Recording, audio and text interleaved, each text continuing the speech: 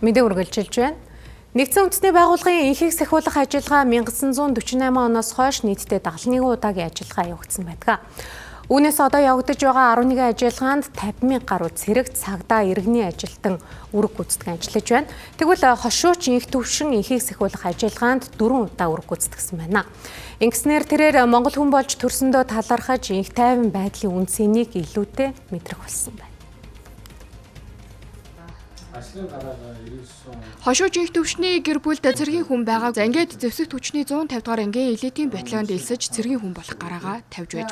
За энэ тэрээр анх 2003 онд Ираны эрх чөлөөний ажиллагааны 1-р ээлж, 2005 онд Косово дахь KFOR ажиллагааны 1-р ээлж, 2008 онд Сирлеон улс дахь Нэгдсэн үндэсний байгууллагын Анмил ажиллагааны 5-р ээлж, 2010 онд Төв Африкийн Нэгдсэн үндэсний Чад улсад Минюркат ажиллагаанд мотобуудлын батальоны 1-р ээлжинд тус үүрэг гүйцэтгэж байжээ.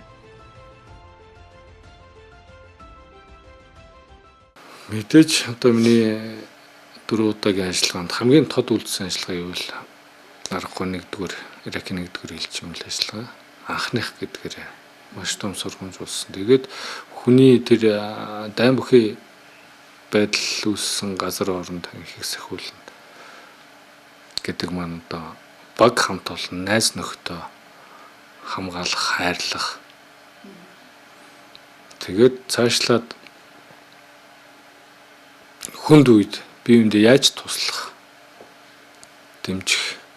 Хошууч инх төвшин Косовод ажиллаж байх үедээ дайны дараах нийгмийн нөхцөл байдал, хүмүүсийн айдас мөн итгэл найдварыг хүчтэй мэдэрч байсан талаараа хэлж байлаа.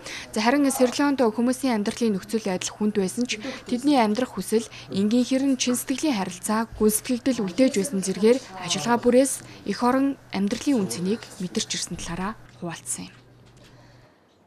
Энэ 4 удаагийн үүрэг гүйцэтгснээр 9 одоо үйл ажил энхийг сахиулах ажиллагаанд нийт 600-аад цэргийн албаагч оролцож байгаа. Үүнээс 80 гаруй эмэгтэй цэргийн албаагч албахаж оролцож байгаа нь одоо Монгол улсаас дэлхийн нийтэд Нэгдсэн үндэсний байгууллагт цэргийн хандуулж байгаа. Мөн энхийг дэмжих одоо гадаад бодлого хэрэгжүүлж байгаа үйл ажиллагаа гэж ойлгодог. Нэгдсэн үндэсний байгууллагын энхийг сахиулах ажиллагаанд цэрэг илгээж байгаа орнууд донд манай улс 9 ажиллагаанд нь штабын офицер, ажиглагч офицер, цэргийн баг нийт 600-аад цэргийн албаагчийг илгээн оролцуулж байна. За энэ нь Нэгдсэн үндэсний байгууллагын энхийг сахиулах ажиллагаанд оролцдог 120 гаруй орноос топ 20 дотор эрэмблэгдэх үндсэн шалгуур болж байна.